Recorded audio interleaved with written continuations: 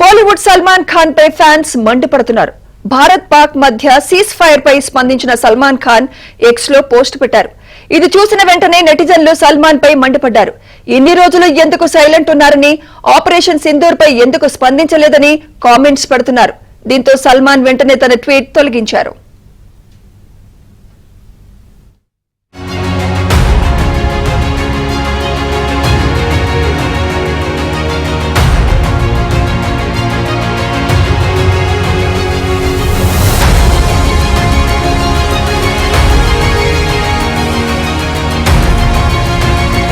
సల్మాన్ పై మండిపడ్డారు.